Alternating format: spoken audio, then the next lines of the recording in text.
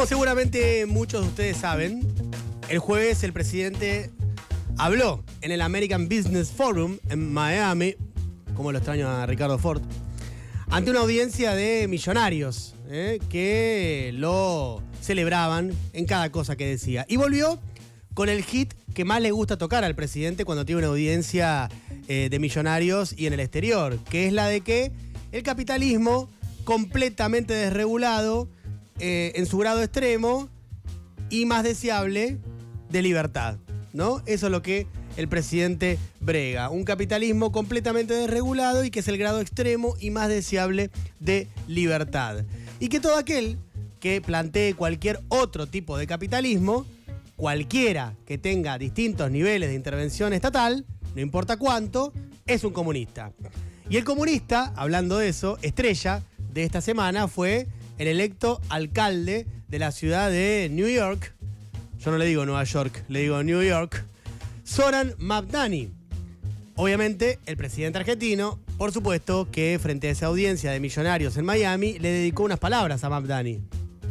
Absolutamente que vamos a hacer Argentina y América great again. Y no se dejen intimidar por algunos resultados locales.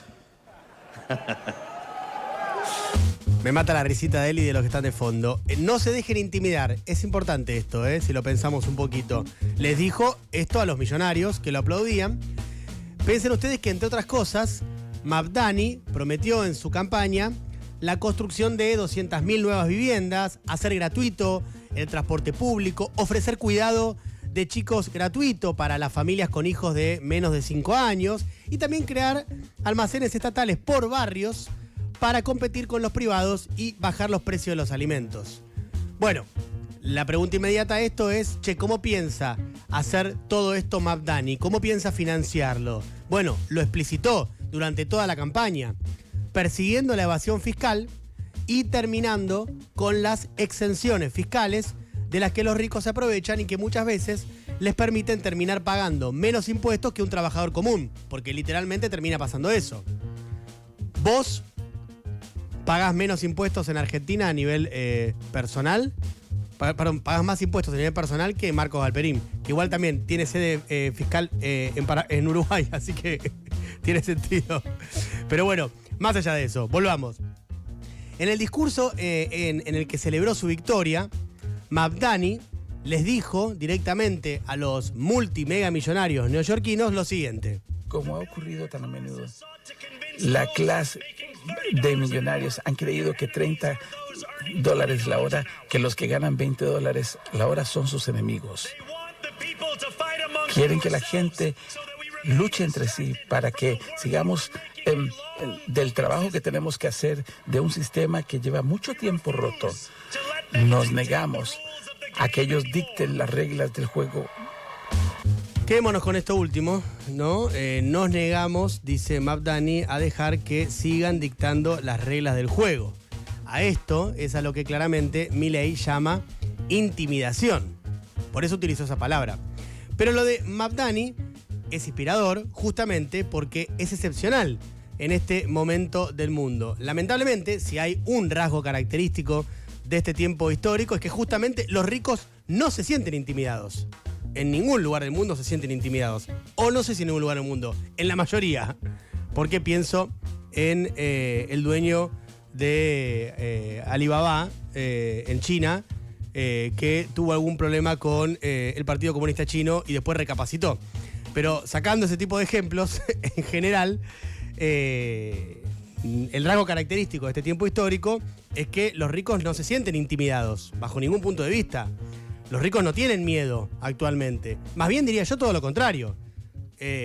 Sobre todo los multimega ricos están completamente desaforados y espalda con varios líderes mundiales, entre ellos Trump y Milei, por supuesto.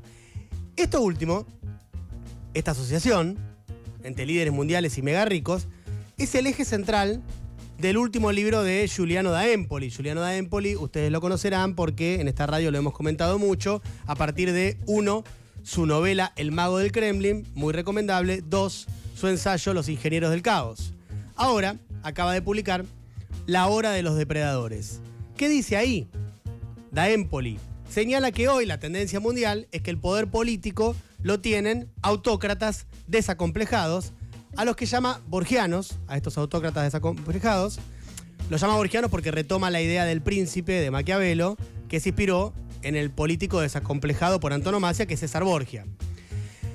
Y dice que estos borgianos no les importa en lo más mínimo el respeto por la independencia de las instituciones, tampoco los derechos humanos, ni tampoco las minorías. Dice Da Empoli que se sienten cómodos en el caos y justamente sacan su fuerza de lo inesperado, de lo inestable y de lo agresivo. Todo lo contrario a la estabilidad de ese mundo que conocimos post Segunda Guerra Mundial durante varias décadas. El triunfo de este nuevo mundo, dice Da Empoli, les permitió a los empresarios más paradigmáticos de esta era del poscapitalismo, me refiero a los conquistadores tecnológicos, Elon Musk, Sam Altman, Mark Zuckerberg y sigue su ruta, les permitió entonces mostrarse sin complejos al mundo tal cual son. Dice Da Empoli, cito textual, han podido pasar de ser amables nerds un poco Aspergers, prometiendo un futuro de fraternidad universal, a ser unos espantosos Molochs enzarzados en una guerra sin piedad por la supremacía intergaláctica. Y luego, y acá viene lo más importante, Da Empoli concluye, en la hora de los depredadores, los borgianos de todo el planeta ofrecen a los conquistadores digitales los territorios que gobiernan como un laboratorio para que desplieguen en ellos su visión de futuro sin que se interpongan leyes o derechos de otros tiempos. Esta es la clave. Asociación Borgianos, empresarios emblemáticos que son los conquistadores digitales, sin leyes y sin derechos de otros tiempos. Por eso, cuando aparece un Mabdani, como esta semana, es noticia mundial. Un político que le dice a los multimillonarios, no vamos a dejar que dicten las reglas del juego. Todo lo contrario a lo que están haciendo los borgianos a nivel planetario. Y encima lo que están haciendo está empeorando cada vez más la situación de miles de millones de personas. Esta semana, por ejemplo, se presentó el primer informe sobre desigualdad encargado por el G20. El G20 se va a hacer en Sudáfrica entre el 22 y el 23 de noviembre y se le encargó a un comité de expertos presididos por el Premio Nobel de Economía Joseph Stiglitz. El trabajo ya fue entregado esta semana para que lo vayan pensando y trabajando y que lo vean en la reunión que van a tener los presidentes del G20 en esas fechas que les acabo de decir. La conclusión principal es tan preocupante como esperable. Dice, estamos ante una emergencia en desigualdad mundial. Cito a Stiglitz. El mundo entiende que tenemos una emergencia climática. Es hora de que reconozcamos que también nos enfrentamos a una emergencia en desigualdad. Está bien el concepto. Si reconocemos y entendemos la mayoría, los borgianos justamente no, porque lo niegan el cambio climático, pero si reconocemos que tenemos un problema ahí, en una emergencia climática estamos, ¿por qué no reconocer también que estamos en una emergencia en desigualdad? Claro que esta afirmación de emergencia en desigualdad tiene una evidencia contundente. Les voy a citar simplemente algunos datos del informe que avalan esta conclusión. Entre 2000 y 2024, el 1% más rico del mundo capturó el 41% de toda la nueva riqueza. Y solo el 1% de esa riqueza fue parar al 50% más pobre. La riqueza de los multimillonarios equivale ya al 16% del PBI global. Es el nivel más alto de la historia desde que hay registro.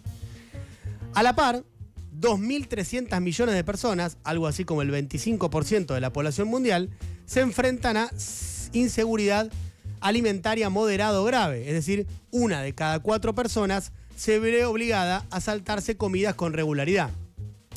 Hago un pie de página acá. ¿Qué te diría un libertario o un defensor a ultranza del capitalismo? Che, pero el capitalismo sacó a miles y miles de millones de personas del hambre. No había tantas antes, pero bueno, en términos porcentuales sería, ¿no? A un sector muy importante de la población lo sacó del hambre. Claro, efectivamente, el capitalismo es un generador extraordinario de riqueza como nunca se vio en la historia de la humanidad. Eso es efectivamente así. Acá lo que se cuestiona es otra cosa. Habiendo una generación de riqueza extraordinaria como nunca en la historia de la humanidad, ¿por qué está tan mal distribuida? ¿Y cuáles son sus consecuencias? Bueno, ahí aparece la desigualdad como foco principal para algunos, para otros no. Ahora voy a ir a eso. Otro dato, el 83% de los países que representan el 90% de la población mundial, cumplen con la definición del Banco Mundial de alta desigualdad. O sea, el 83% de los países del mundo tienen alta desigualdad. Pero además, esta alta desigualdad planetaria beneficia a los borgianos, a los autócratas desaforados, porque en el informe de desigualdad también se concluye lo siguiente, cito textual: los países con alta desigualdad tienen 7 veces más probabilidades de experimentar un declive democrático que aquellos más equitativos. El comité de expertos le propuso entonces al G20 crear un panel internacional e independiente sobre desigualdad que oriente políticas públicas. Está inspirado esto también en el panel intergubernamental sobre cambio climático, lo mismo pero llevado a la desigualdad. Y que este panel investigue y reformule cuestiones como reformulación de las reglas económicas globales para asegurar una tributación más justa de las multinacionales y las grandes fortunas, la inversión en servicios públicos, la reducción de la concentración empresarial y regulaciones favorables a los trabajadores, entre otras propuestas.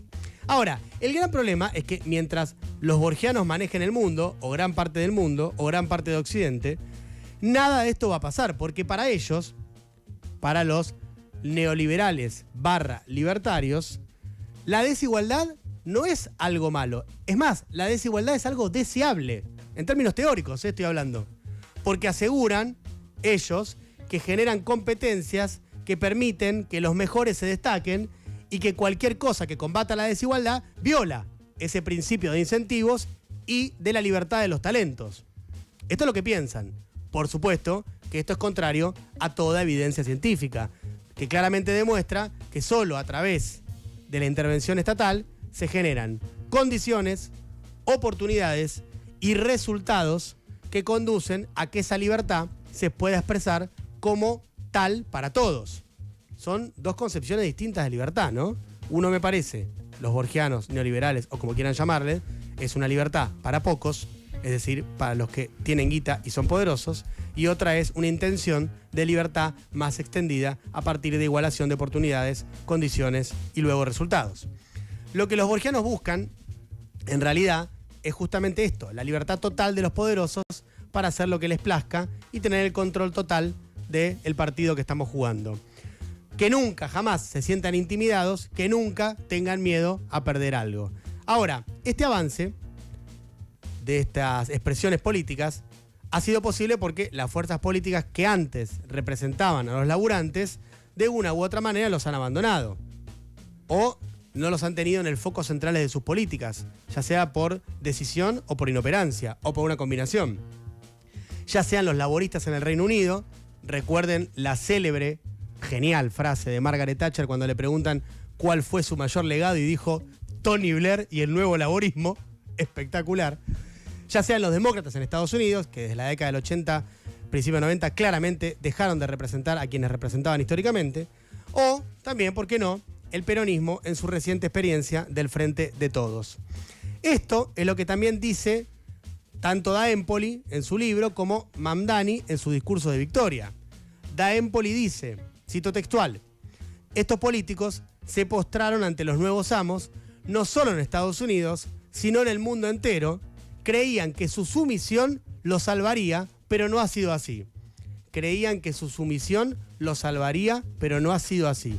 Cualquier semejanza con el célebre Héctor no me deja mentir, para un mañeto que lo miraba sonriente de Alberto Fernández electo, no es mera coincidencia. Por citar un ejemplo, hay miles, no solo en la Argentina, sino en el mundo. Mamdani piensa lo mismo que piensa Da Empoli y lo dice de la siguiente manera en su discurso de victoria. Y sin embargo, si esta noche nos enseña algo, es que la convención nos ha mantenido.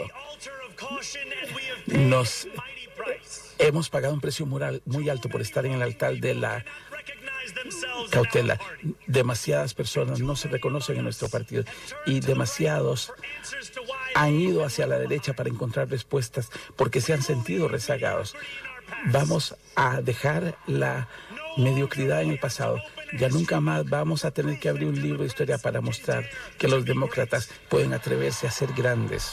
Bueno, interesante lo que dice, ¿no? Y cómo desafía al interior de su propio espacio político que claramente se ha vuelto muy conservador, megacasta. Sin ir más lejos, recuerden ustedes la elección de 2016, donde terminan eligiéndola a Hillary Clinton por Bernie Sanders. Bernie Sanders, el principal promotor de Mabdani, por otro lado. A modo de conclusión, sin fuerza política que se oponga con valentía, con voluntad, con inspiración y con ideas a los borgianos, ya sea en Argentina o en cualquier parte del mundo, la desigualdad indefectiblemente va a seguir aumentando y el caos de este nuevo mundo solo va a favorecer a quienes tienen mucho poder.